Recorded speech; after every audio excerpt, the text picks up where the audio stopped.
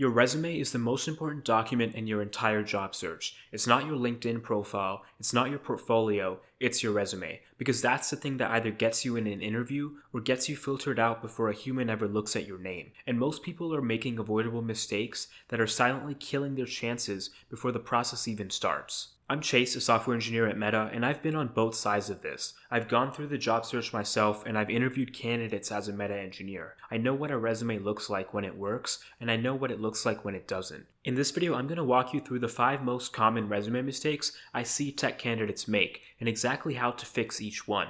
If you've been sending out applications and hearing nothing back, one of these is probably why. Stay until the end. So mistake number 1 is when your resume cannot be read by an ATS. This is the mistake that kills most applications before a human ever sees them. So what exactly is ATS? Well, most companies above a certain size use applicant tracking systems, or ATS, to filter resumes automatically before a recruiter ever reviews them. The ATS scans your resume for keywords, it parses the structure, and then decides whether you move forward. A resume that looks beautiful to a human can be completely invisible to an ATS. So what kind of things make your resume harder to be read by ATS? One is multi-column layouts. ATS reads left to right. So if you have a 2-column resume, that's going to get scrambled. If you have tables, text boxes, headers, or footers, that content gets skipped entirely. If you have graphics, icons, or logos, ATS does not read images. And if you have something like fancy fonts or just unusual formatting that breaks the parsing, that's another red flag.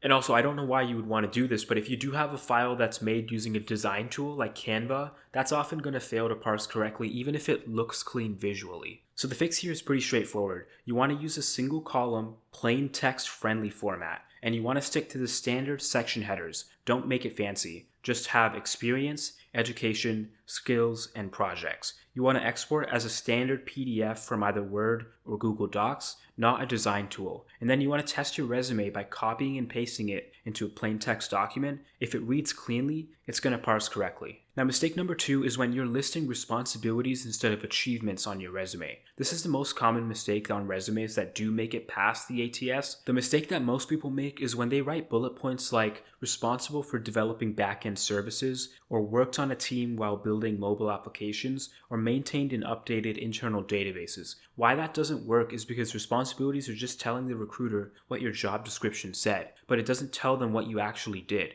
And every other candidate applying to the same role does have a similar job description. So it really gives the recruiter no other reason to choose you over anyone else. What achievements look like is when you have bullet points like reduced API response time by 40% by refactoring caching layer, and improved user experience for 2 million plus daily active users. Or if you say something like cut deployment pipeline time from 45 minutes to 8 minutes by implementing parallel CI/CD workflows. So basically the formula that you want to keep in mind is you want to talk about what you did plus how you did it, and finally the measurable result. If you don't have exact numbers, you want to use approximations. Reduced by approximately 30% is still far stronger than having no number listed at all. And this really matters because recruiters only spend about 6 seconds on your resume, so achievements with numbers on them stop the scan in a way that responsibilities never do. So if you have one strong achievement, that's honestly worth more than 5 weak bullet points that talk about your responsibility. Now, mistake number 3 is when you're not tailoring your resume for each role. The reason that generic resumes fail is because ATS systems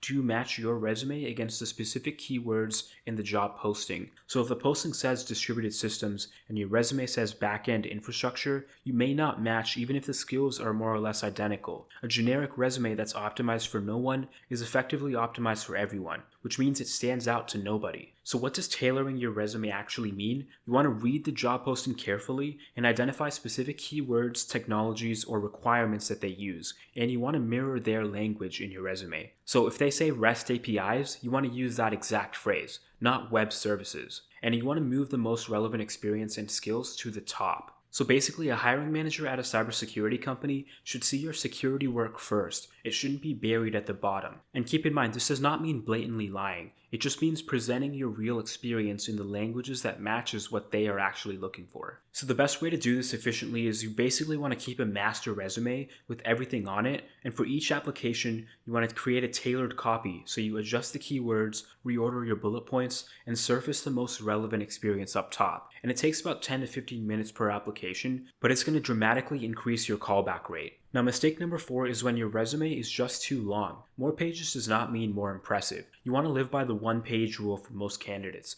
Under 5 years of experience is 1 page, no exceptions. If you have 5 to 10 years of experience, it could be 1 to 2 pages depending on the relevance. And if you have 10 plus years, it's going to be 2 pages maximum. But even then, you only want to have 2 pages if every line is truly earning its spot. Why people go over 1 page is because they include every single job that they've ever had, including unrelated experience, or they might write paragraphs instead of tight bullet points, or they might even include an objective statement that adds length but no real value. And finally, they might also use large margins or spacing, thinking that it would look more professional. So there are things you need to cut out. Like for example, if you have jobs from over 10 years ago, you want to cut that out unless it's directly relevant to the work that you're targeting, or if you have bullet points that describe obvious responsibilities rather than achievements, or if you have an objective statement. I'm not really a fan of those and you just want to replace that with a 2-line summary, but even then that's only if it adds real context. Otherwise, you just don't need it. And by the way, if you want the exact resume template I used to get hired at Meta, click the first link in the description and I'll send it to you for free. But for now, let's get back to the video.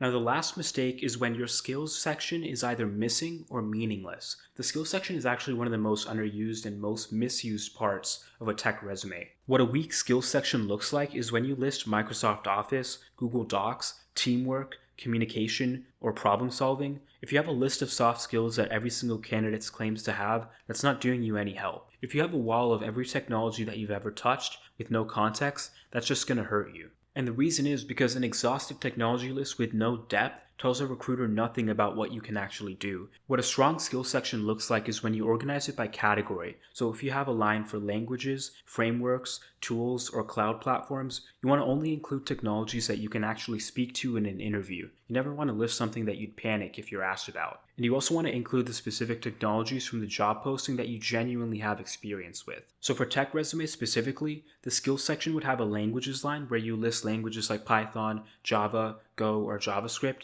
Then below that, you'd want to have a line for frameworks where you can list frameworks like React or Node.js. And then below that, you'd want to have a line for tools where you can list tools like Docker, Kubernetes, Git, or Jenkins. And then below that, you'd want to have a line for cloud platforms, so AWS, GCP, or Azure. So let's go through a quick checklist where we put this all together. Before you submit any applications, run through this list. For the format, you want to make sure you have a single column layout with no tables, text boxes, or graphics. You want to have standard section headers, and you want to export it as a clean PDF from either Word or Google Docs, and you want to keep it to 1 page, especially if you're under 5 years of experience. When it comes to the content, you want to make sure that every single bullet point leads with a strong action verb, and you want to have at least 70% of your experience bullets include a measurable result, and you don't want to list any soft skills because achievements prove those. And also, you want to list your skills section and have it organized by category and only limit it to technologies that you can actually speak to. And with tailoring the resume, you want to look for keywords from the job posting and mirror those in your resume where it's accurate. And you also want to prioritize the most relevant experience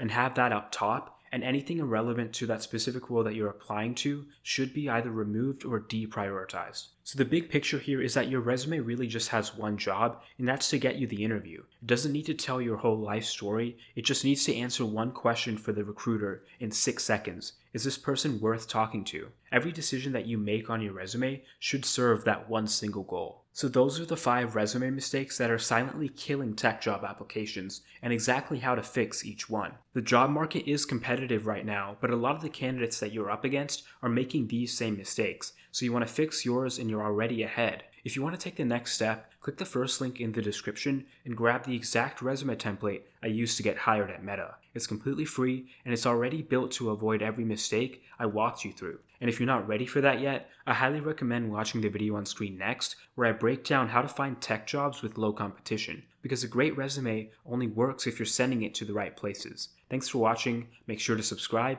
and I'll see you in the next one.